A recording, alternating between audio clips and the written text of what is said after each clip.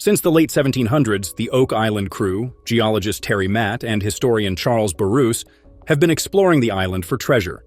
Treasure seekers and history buffs have long frequented the Money Pit, a deep pit thought to hold pirate loot, but the crew just found something more darker than they had anticipated.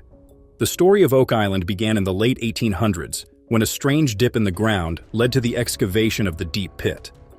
The team's recent discovery has raised new questions and rumors, with some people thinking they may have discovered something more dangerous than treasure.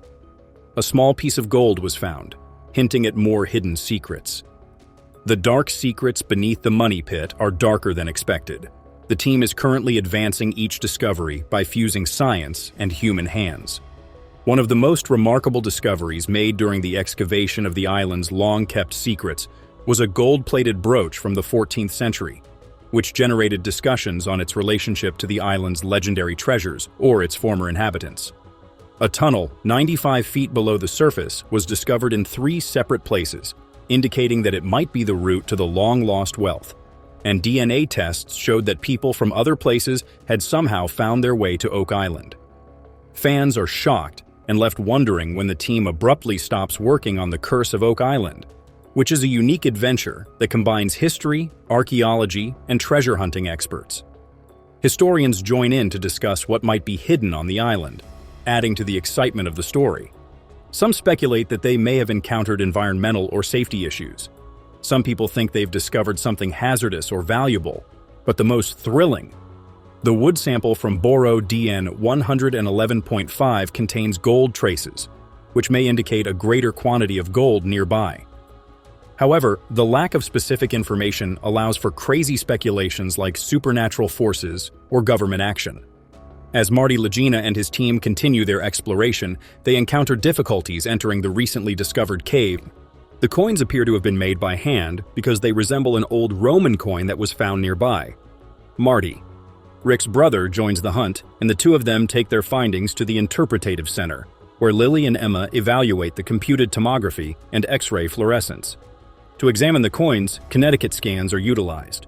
Since the first coin is primarily made of copper with a small amount of silver, copper, silicone, lead, and tin, it may have been mined before modern coin-making techniques were developed. The second coin, which was found to have an intricate pattern of a female figure in its center, similar to Roman coins, was made of these materials. The final coin has a distinctive pattern that looks like a fine chain link, which is proof that it was made of brass.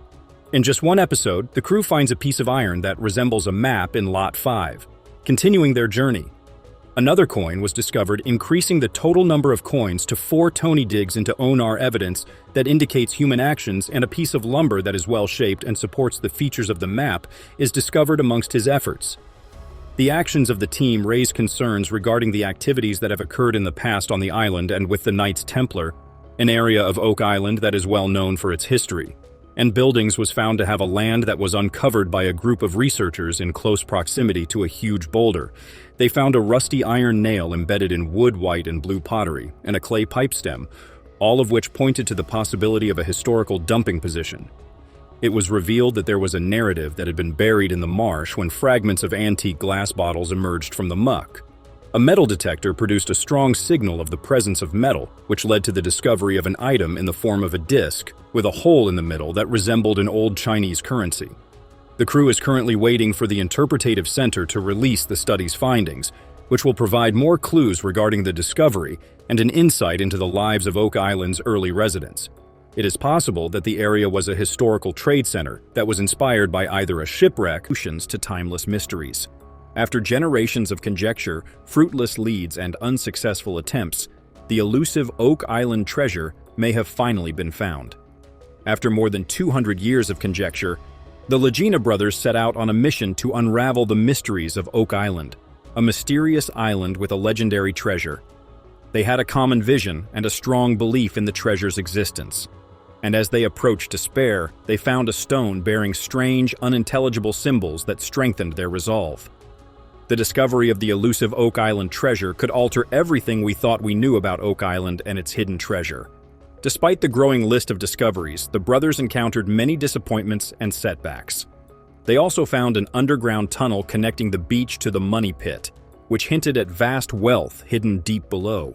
The tunnel contained soil samples and a detailed analysis of artifacts taken from the pit, suggesting that Oak Island had been visited by ancient civilizations long before European settlers arrived. As their hunt went on, they faced the genuine potential that the treasure would never be located. Yet they persisted in moving forward in the belief that it was still out there waiting to be discovered. The Lagena brothers' tale is about more than just finding treasure. It's also about the excitement of discovery, the strength of belief, and endurance. It serves as a reminder that some mysteries are worthwhile to pursue, even if the answers are just out of reach. As they get ready for the 4th season of their quest, the Oak Island team found a French map from 1647 with clues pointing directly to the treasure they had been looking for. They turned to historian Zena Halper, who suggested that the map was a copy of an older document.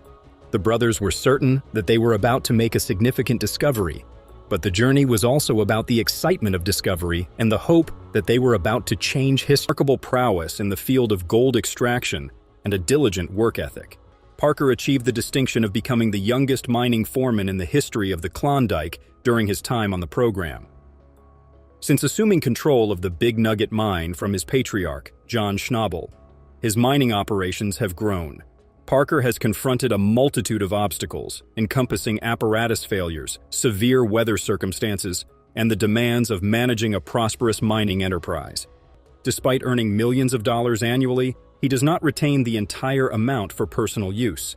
He employs a team, and while their precise remuneration remains undisclosed, it is probable that they amass a considerable fortune when they unearth substantial quantities of gold over the course of a season. Parker abandoned his studies in favor of excavating, with the expectation of uncovering not only a hidden treasure but also an entire way of living. A substantial quantity of gold was discovered by Parker Schnabel and his team in the 2nd season of Gold Rush. They obtained 34 ounces worth a total of $55,000.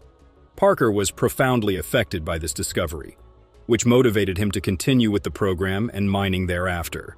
Parker Schnabel estimated that the largest fragment of gold he had ever discovered weighed no more than a quarter ounce and was valued at between $400 and $500. He elaborated that it is uncommon to discover gems of that size and that they accomplish lofty objectives. Parker Schnabel, notwithstanding the fluctuations, has emerged as one of the most accomplished and widely recognized individuals in the film Gold Rush. Gold Rush featured a diverse workforce of crew members who were integral to Parker Schnabel's mining operations.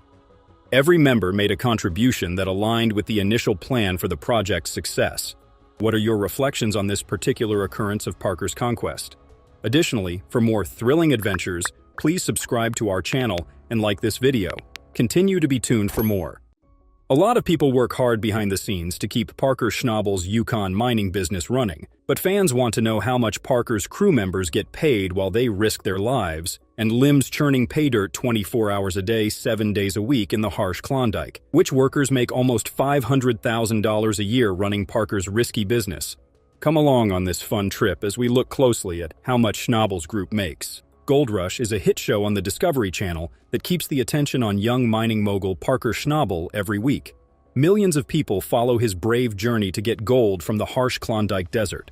Fans watch Parker lead the way in each important mining milestone, but they don't notice the daily